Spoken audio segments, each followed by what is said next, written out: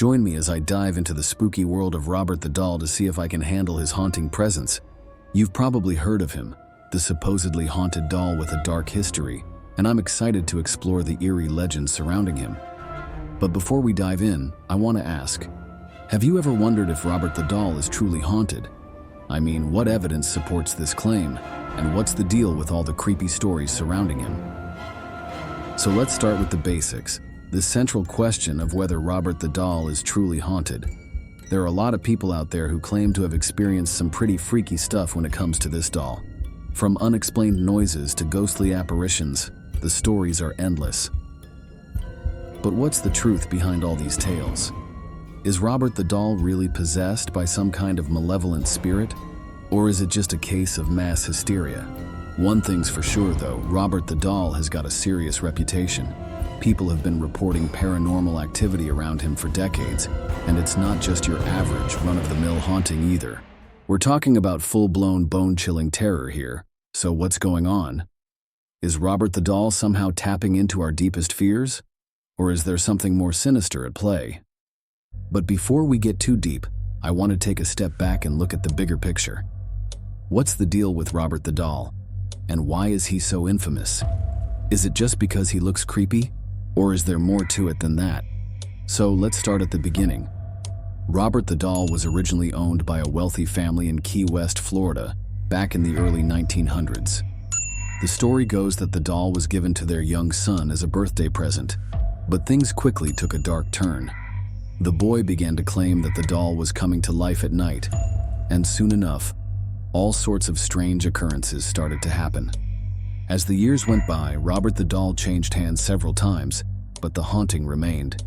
People would report finding the doll in different positions, as if it had moved on its own.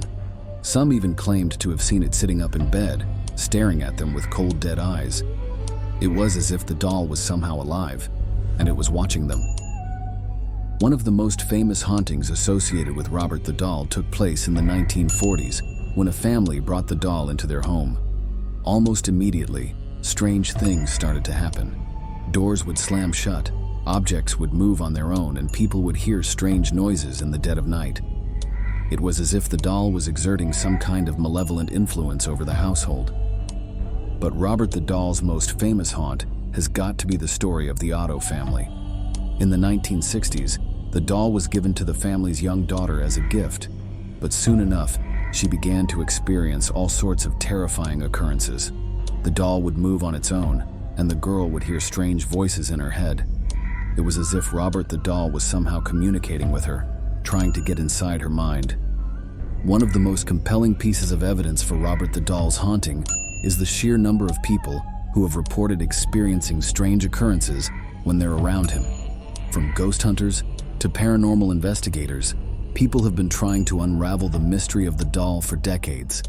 And yet, despite all the evidence, we're still no closer to understanding what's going on. Take, for example, the story of a group of paranormal investigators who decided to spend the night in the same room as Robert the Doll. They set up all sorts of equipment, from cameras to audio recorders, and waited to see what would happen. And then at around 3 a.m., something strange occurred. The cameras captured an image of the doll sitting up on its own, staring straight at the investigators. It was as if Robert the Doll was watching them, waiting for them to make their next move. So what can we conclude from all this? Is Robert the Doll truly haunted, or is it just a case of mass hysteria? One thing's for sure though, the legends surrounding this doll are seriously spooky. And whether or not you believe in ghosts, it's hard to deny the sheer terror that Robert the Doll inspires. So, that's it for today's exploration of Robert the Doll. I hope you guys enjoyed the ride, and I'd love to hear your thoughts on this supposedly haunted doll in the comments below. And if you're feeling brave, be sure to check out my next video where I'll be exploring another haunted object that's sure to send chills down your spine. Thanks for watching.